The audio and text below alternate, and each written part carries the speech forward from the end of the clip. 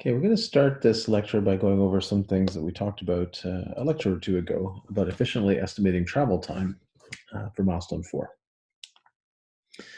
Okay, so at the end of last lecture, we had a greedy heuristic that we called heuristic 1++, so a bit smarter greedy heuristic, and that kind of always made the decision that seemed smartest at the time. So I started by looking at all the depots. So in this little sample case I've shown you, there are 3 depots. Just going to look at all of those. Let's take the first one. So that's this one over here. And it computes what is the travel time to each potential pickup location, because those are the things we could immediately go to and legally do something useful. So there are 4 of them. So these 4. Okay, and we're going to pick basically the shortest path to a pickup location that we can. Now, we don't want to do this just for one depot. We do it for all of them. So we check also the second depot, and we check the third depot. And for each one, we compute using our pathfinding algorithm of milestone 3, what is the shortest path to every one of these pickup locations? In this case, there are 4 of them. Because this isn't a really big problem compared to some of the ones we're going to give you, but let's just take a quickly check, is this going to be feasible from a CPU point of view? Oh, and just to finish this off, for this particular case, the depot that is closest to a pickup location is this one. So that's the first path we're gonna choose. Okay, and then the greedy algorithm continues on to decide to where to go next from there. But let's just think about this very first step. So could we use the milestone 3 find path function that you've already written to just make this first decision? From every depot, let's find the shortest path to each pickup location, and then we're going to pick the shortest one of all of those, and that's going to make our first decision. Which depot do we start at? Which pickup do we go to? Okay, so a good implementation of that driving path finding algorithm for milestone 3 will take about 0.1 seconds in a pretty big city. So for this very first decision, if we have n pickup locations and m depots, we need to invoke that n times m times. We've got m different start points, we've got n different destinations. We invoke this find path algorithm for each pair.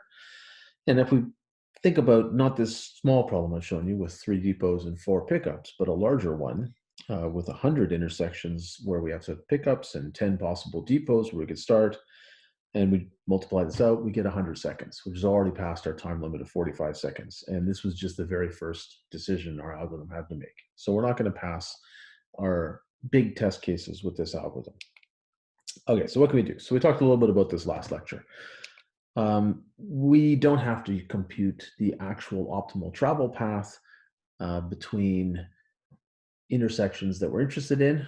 We could actually estimate what is a good travel path, what is a reasonable estimate of a travel time using just geometric distance. So how far apart are they? What's the average speed we can move in a city? And let's just estimate travel time that way. Okay. If we do that, we can make all our optimization decisions about what is the order in which we're going to visit our pickup and drop off locations and what depot we're going to start at using this much simpler function.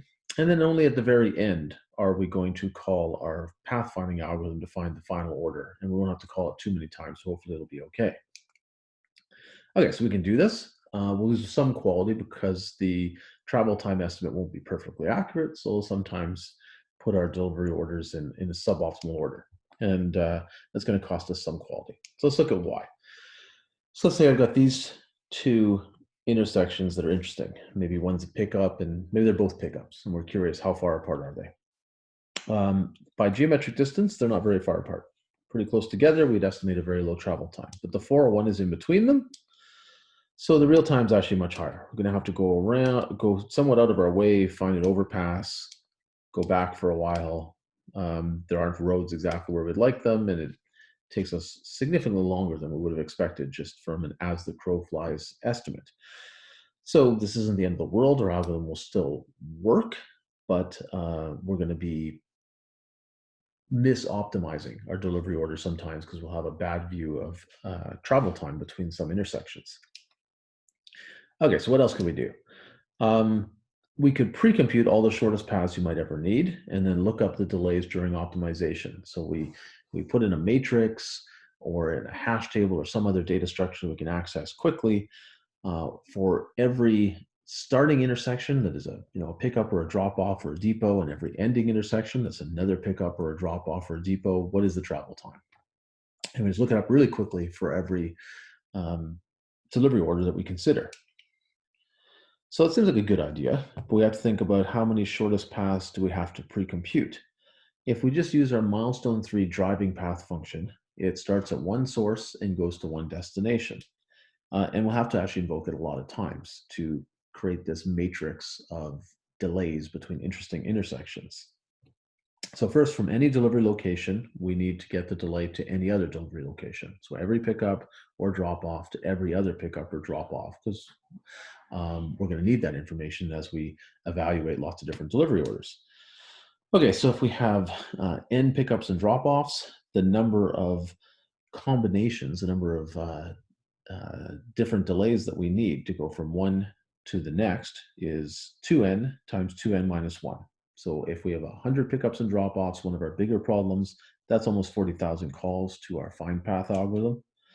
We also need a few more for the depots. We need from any depot to any delivery location. So if we had 10 depots and again 100 pickups and drop-offs, that's another 2,000 calls. And then we need a few for deciding where to drop the truck off from any delivery location to any depot. And that's another 2,000 calls. So you add it all up, you've got about almost 44,000 calls to find path, which at 0.1 seconds per call is way too slow. 4,300 seconds when our time limit is about 100x less than that. So nowhere near fast enough. But we talked in milestone 3, the Dijkstra's algorithm can actually do more for us than just find the path to one destination. So let's say we're going to start at this location. That's one of our pickup or drop off locations. And we want to know what's the delay to every other pickup or drop off location. So we run Dijkstra's algorithm, and it creates this wave front. It explores more and more of the graph, finding the shortest path to all those nodes. And when it gets to a certain destination, we now know the shortest path to that destination, but we don't have to stop. We know the shortest path to actually every single node inside these circles. We can just keep going. So we don't end the algorithm. Now I'm going to run it again, but I'm not going to stop when I get to that first destination. I'm just going to keep going. And as I hit every interesting intersection, I record what the shortest path is to it. And I keep doing that till I've found all of the shortest paths, starting at this one pickup or drop off to every other pickup or drop off or depot. And it doesn't take that much longer than running Dijkstra's algorithm to just one destination because it only explores the graph once. Okay, so I'm going to end there and go on to the other video to see the rest of this lecture. But this technique is going to allow us to pre-compute all of the interesting travel times that we need in order to optimize our delivery order. Thanks.